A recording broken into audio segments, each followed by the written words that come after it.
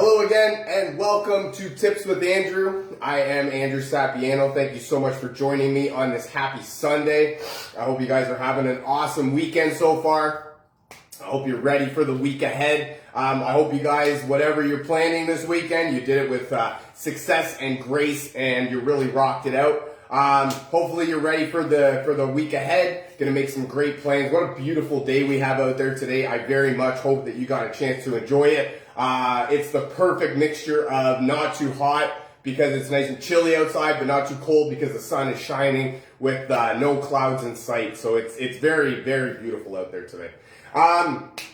What I wanted to talk a little bit about today was curbing hunger cravings. This one is huge because it seems one of those things that no matter what we do or how much we eat, what types of food we eat. Sometimes, every once in a while we get hungry when we may or may not supposed to be, or we tend to eat a little bit more than we were supposed to, or, life gets in the way, right? Overwhelm, stuff doesn't go the way that we plan, right? We need to make new plans. We need to, life events come up and that just throws all of your plans out the door. And so that's why I wanted to come in, give some tips that help me sort of, curb my hunger, I don't want to say decrease my appetite, but sort of shift my thinking as to, the type of foods that we're eating, right? We're not trying to deprive ourselves of food. And when we get hungry, we definitely want to eat.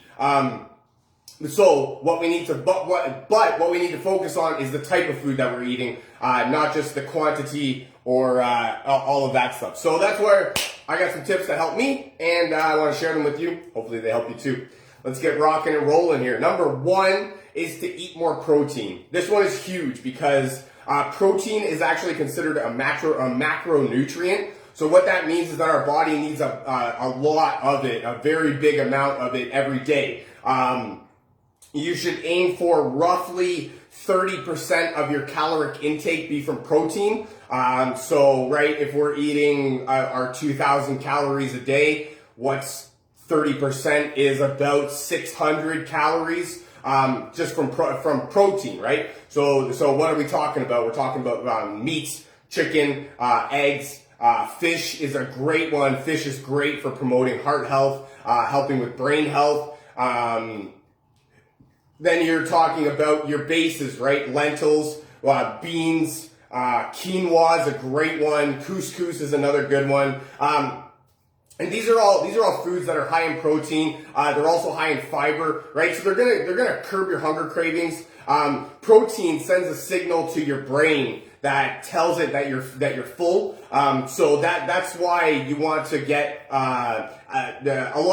about 30% of your diet come from protein, because it'll send a signal to your brain signifying that you're full, and that'll help keep you fuller longer, right? That's where when you're trying to lose weight, one of the things you're told more than anything is to get a high protein diet, because that will help you fuller longer and send signals to your brain signifying that you're full. So that way you won't actually, I don't want to say want to, but at a certain point, you won't physically be able to eat anymore because your body's just full, right? So that's where we don't want to reach that stage, right? But you catch my drift, right? So you want to eat all the way up until you're about full, right? Give yourself a body time your body time to react to sort of what's going on, and protein is going to be a huge help right away.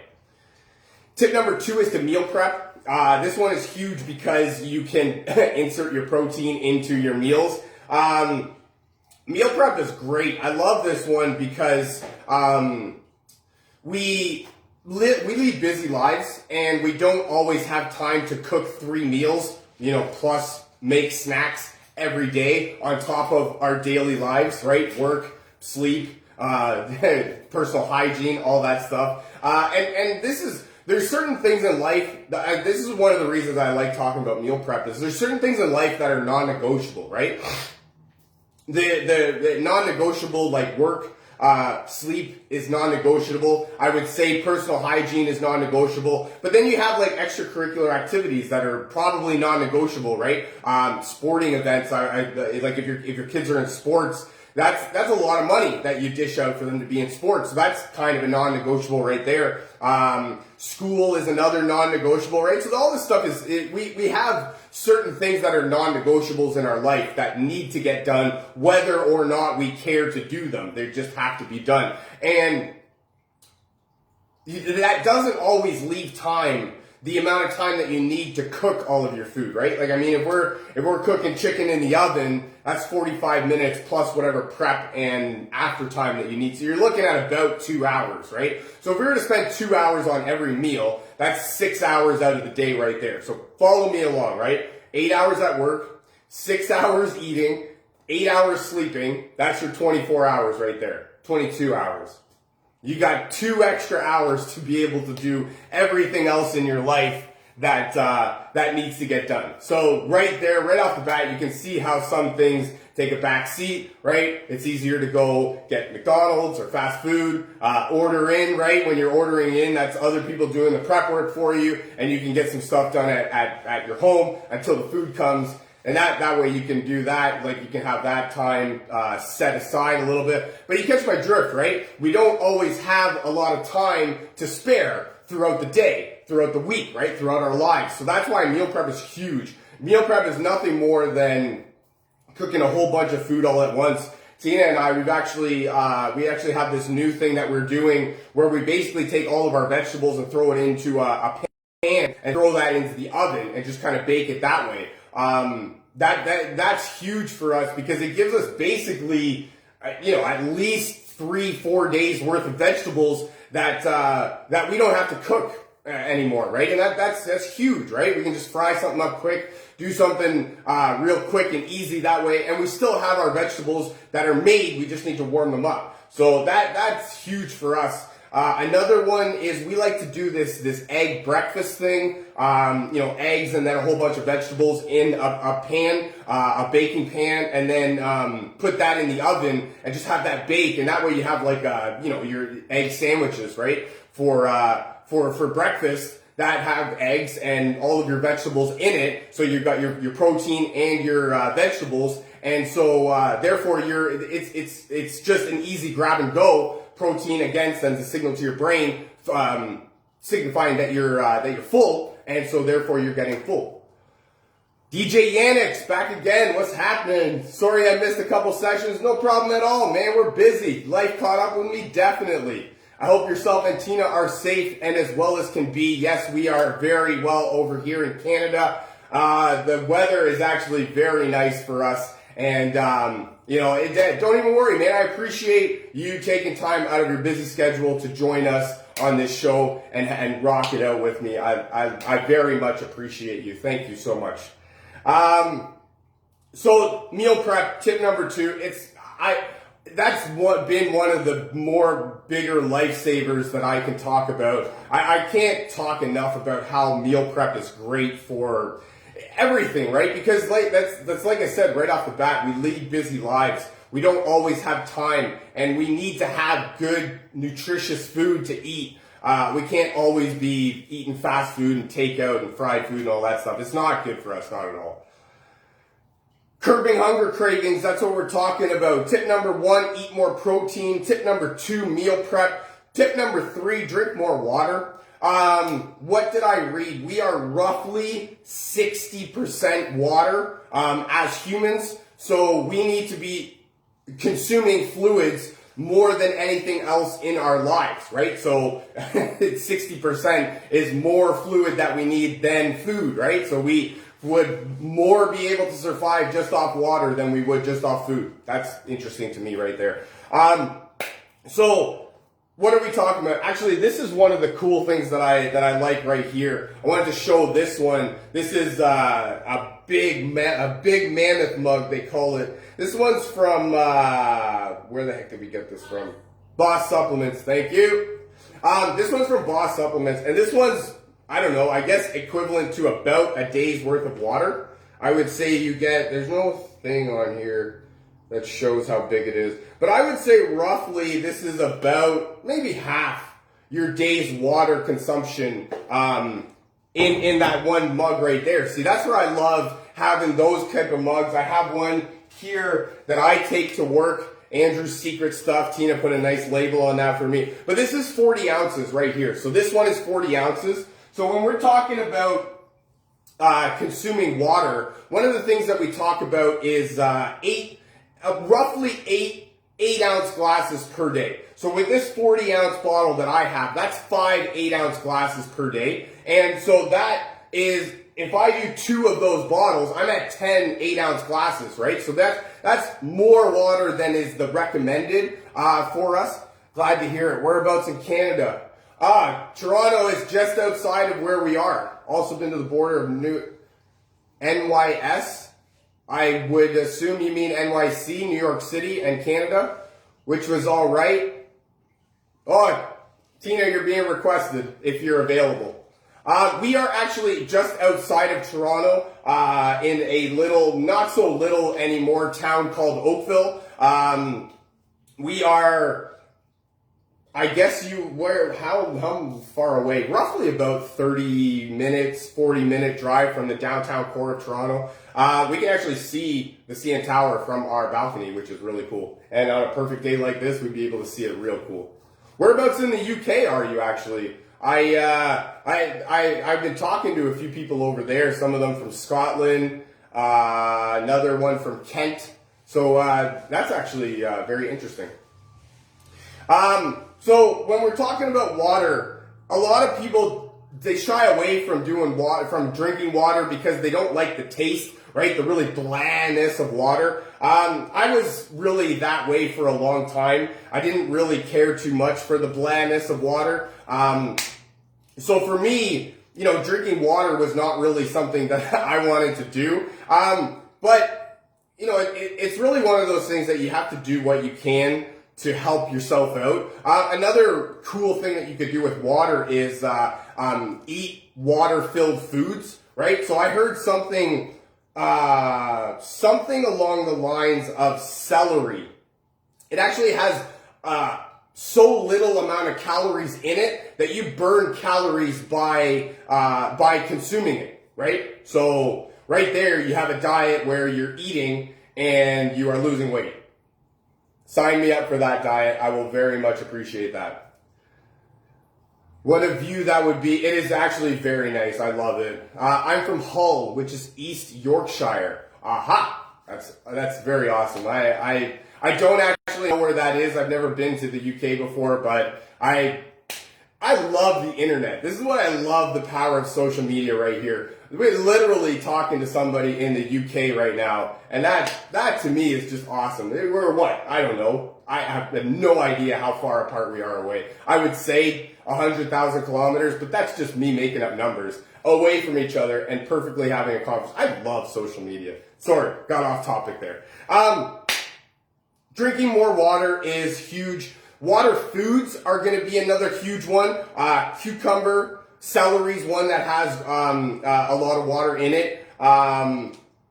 What's another one? I'm drawing a blank here, but sorry? Celery, we said. Thank you. But that's where you can see, like, there's a whole bunch of foods that have water in it. Watermelon. Watermelon's another one. So that's where, if you don't actually like the blandness taste of water, broccoli, another one. Thank you. 6,000 miles, I could guess. Sounds good. That would work for me. That's about 15,000 kilometers, I would say, give or take. I think it's about 2.5 kilometers per mile, give or take, roughly. So there you go, 20,000, about 15, 20,000 kilometers away, 6,000 miles. Perfectly having a conversation. That's awesome. Broccoli is actually a really good one too. We've talked about this before. Broccoli actually has, a serving of broccoli has about the same amount of protein as a serving of steak. So there you go. That's a great way to help reduce the amount of calories that you're taking per day. Tip number 4, so curbing hunger cravings, eat more protein, meal prep, drink more water, aim for about 6 to 8-ounce glasses per day. Try and buy bigger water bottles. That's what I do. I just buy bigger water bottles and refill them throughout the day.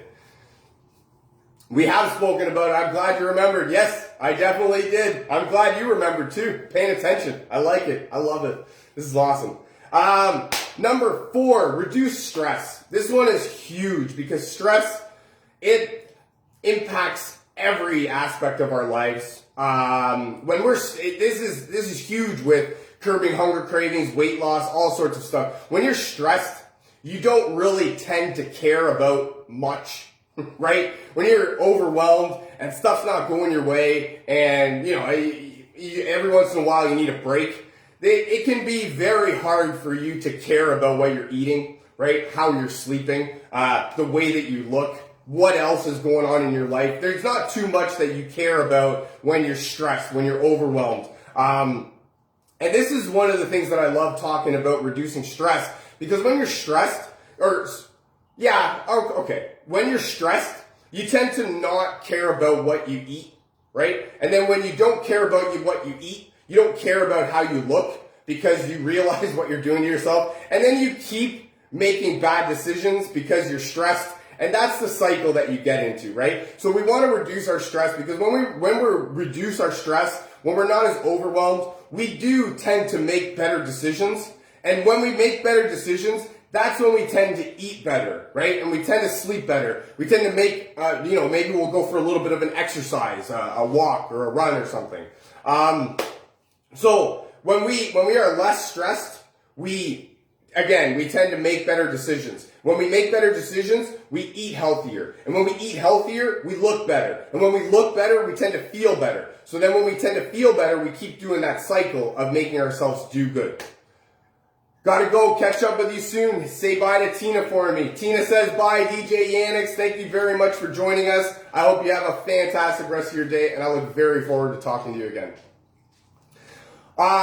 So anything we can do to reduce our stress is going to be huge in terms of, we've got ourselves a special guest. All right. Hi. Hey. So, anything we can do to reduce our stress is going to help, very much in terms of, the way that we control what we eat, how we eat, the type of foods that we eat.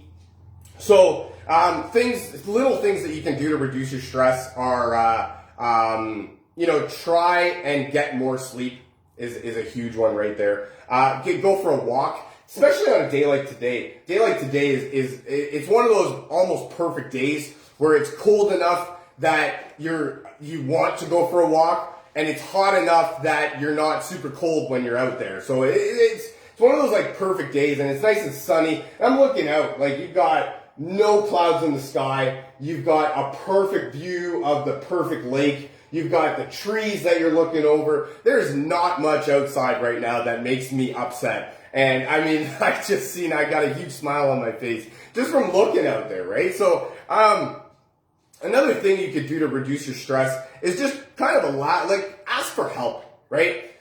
Life is hard, and we are busy people, and there is no shame in asking for help. Every once in a while, we need some help. We need an outsider's perspective. We need assistance, guidance, if you will, and it takes a very strong person to ask for help. So don't think that that's a sign of weakness. Don't ever believe yourself a weak person for asking for help. In fact, it's one of the strongest things that you can ever do. Admit that you can't do it by yourself and you need help. Because life is hard, and we can't always do everything by ourselves, and we will run ourselves ragged trying to do everything by ourselves. That's why we sometimes ask for help.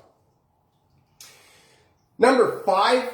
1, 2, 3, 4, 5. Number 5, eat more frequently. I like this one because I'm going to take a little bit of sippage.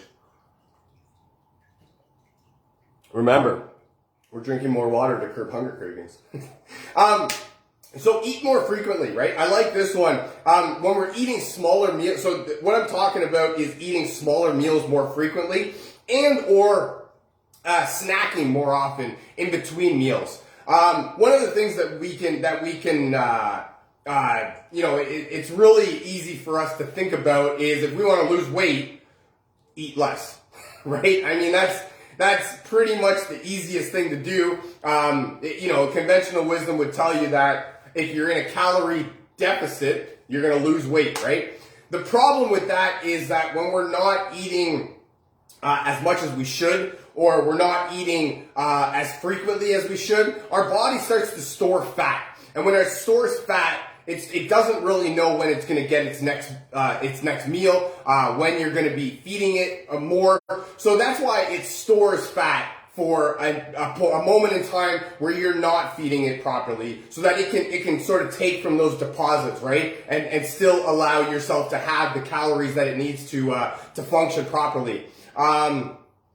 So eating more frequently just means it's nothing more than cutting your meals in half. Is a perfect way to start, right? Whatever your breakfast is, cut it in half. Have half, I'm just making up times here, so have half at like 9 in the morning, and then another half at like 11:30ish. And then when you're lunchtime, you have half at, 1, 2 o'clock, whenever you eat. And then the other half at, say, 3, 4 o'clock, give or take, right? And so then we cut our dinner in half. And at that point, we've given ourselves, 6 meals throughout the day.